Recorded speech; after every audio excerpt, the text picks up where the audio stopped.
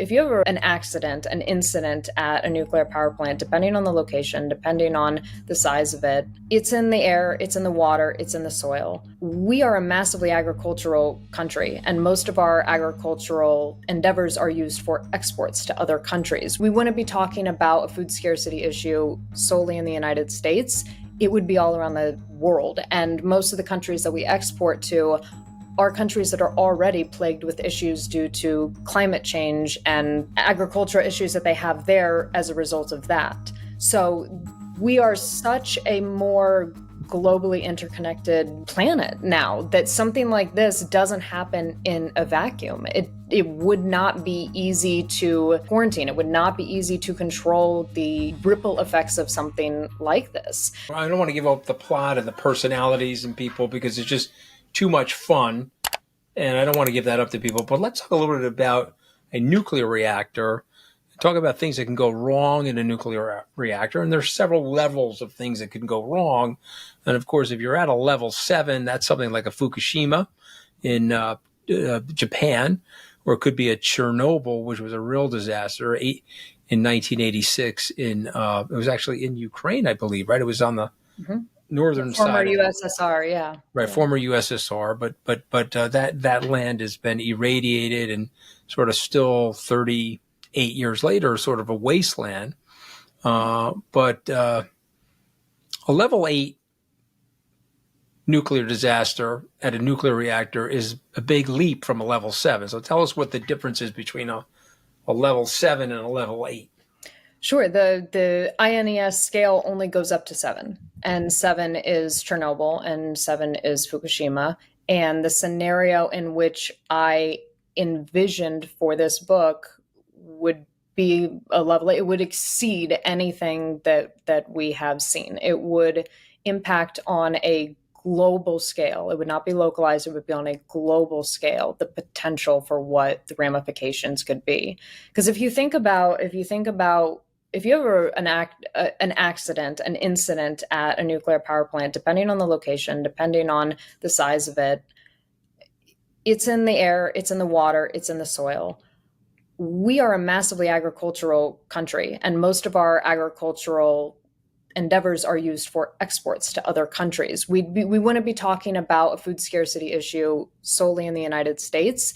It would be all around the world. And most of the countries that we export to are countries that are already plagued with issues due to climate change and agricultural issues that they have there as a result of that. So we are such a more globally interconnected,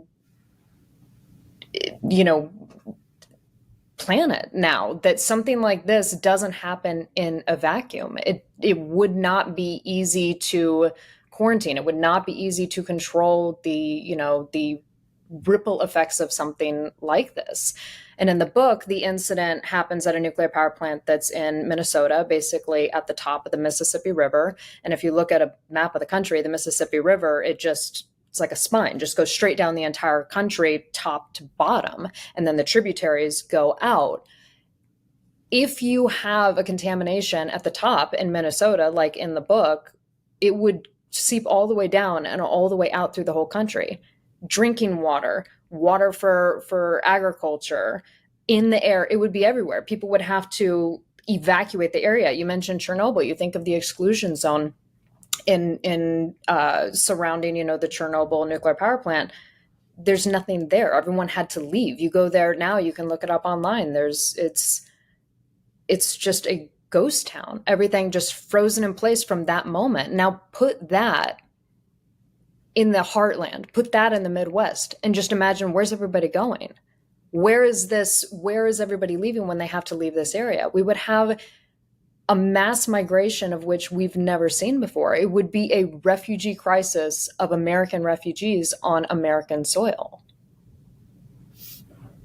Yeah, no, it's unbelievably scary, and I'm sure terrorists have thought about it. It's not like you're the first person to think about it, but you're the first person to really explain it in a way that makes it palpable and makes it real. You do something else in the book, which I find interesting. You've taken your life experience and you've infused it in the book. You know, it's like if I wrote a book about a plane crash, even if I'm like an excellent writer and I got an A in English composition freshman year, I can't grasp all of the different technical nuances that you have. I think you first worked for Virgin. I think I remember that correctly. And it was one of the first airlines to really embrace technology. I remember they had those in-seat communication devices, and eventually they were the first people to get the Wi-Fi on the phone. Tell us about how you incorporated that background of yours and that embrace of technology into the book. Yeah, absolutely. In my first book, that especially takes place in my first book. And when I was writing my first book, Virgin America was one of the first airlines to have fleet-wide Wi-Fi. We were one of the first to have, to bring back after September 11th, when everything was sort of pared back and stripped down within the airline industry. We were the first to bring back in-seat TVs and entertainment. Live satellite TV, which would be showing the news. It would be broadcasting that.